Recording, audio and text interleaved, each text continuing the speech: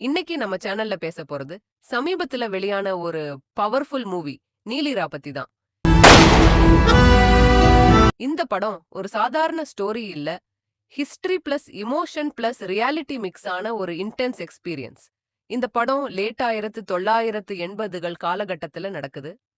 அந்த நேரம் இலங்கையில பெரிய பிரச்சனை, ராணுவம் வெர்சஸ் தமிழீழ போராளிகள். இந்த சூழ்நிலையில இந்தியா IBKF-ன்னு ஒரு அமைதிப்படையை அனுப்புது. ஆனா அமைதிக்காக போன இடம் இன்னொரு கான்ஃப்ளிக்டாக மாறுது. அந்த டென்ஷன் ஃபுல் இருக்கிற டைம்ல ஒரு சின்ன வில்லேஜ்ல ஒரு கல்யாணம் நடக்க போகுது.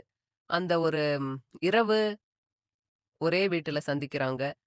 இந்திய ராணுவம், இலங்கை பிரச்சனை பார்த்த மக்கள், போராளிகள். அதுக்கப்புறம் என்ன நடக்குது? அதுதான் முழு படம். இந்த படம் நார்மல் நரேஷன் இல்ல. ஒரு சீன் கூட வேஸ்ட் இல்ல. ஒவ்வொரு சீனையும் நெக்ஸ்ட் என்ன ஆகும்னு டென்ஷன் கிரியேட் பண்ணும். Literally edge of the seat feel. Director ஸ்டோரியை ஹேண்டில் பண்ணிருப்பது ரொம்ப மேச்சூர்.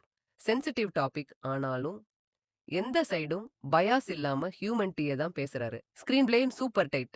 ஒரு 1.5 மணி நேரம் எப்படி போச்சுன்னே தெரியாது. பேக்ரவுண்ட் ஸ்கோர் சூழ்நிலையை ஃபீல் பண்ண வைக்கும். ஆக்டிங் ரொம்ப natural, especially main characters. Dialogue குறைஞ்சா இருந்தாலும் வெயிட் அதிகம். ஒரு டயலாக் ஃபீல். இந்த போருக்கு முடிவு கிடையாது, அது தியேட்டர்ல கிளாப் வாங்கும் லெவல். இந்த படம் வயன்ஸ் காட்டுறதுக்காக வயன்ஸ் இல்ல, அதுக்கு பதிலா மக்கள் எவ்வளவு பிரஷர்ல இருந்தாங்கன்னு சட்டிலா காட்டுது. கேரல்ஸ் எப்படி பயந்துட்டு வாழ்றாங்க, பீப்புள் எப்படி ஹைட் ஆகிறாங்க, அந்த டீடைலிங் எல்லாம் நெக்ஸ்ட் லெவல். இந்த படம் ஃபுல்லா என்ஜாய் பண்ணணும்னா IPKF என்ன, இலங்கை பிரச்சனை எப்படி ஆரம்பிச்சது அப்படின்னு பேசிக் ஐடியா தெரிஞ்சு போனீங்கன்னா இன்னும் கனெக்ட் ஆகும். ஆனா தெரியாதவங்களுக்கும் இது ஒரு ஸ்ட்ராங் த்ரில்லர் எக்ஸ்பீரியன்ஸ் கிடைக்கும். மொத்தத்துல ஒரு வார் ஸ்டோரி மாதிரி இல்ல, ஒரு ஹியூமன் ஸ்டோரி.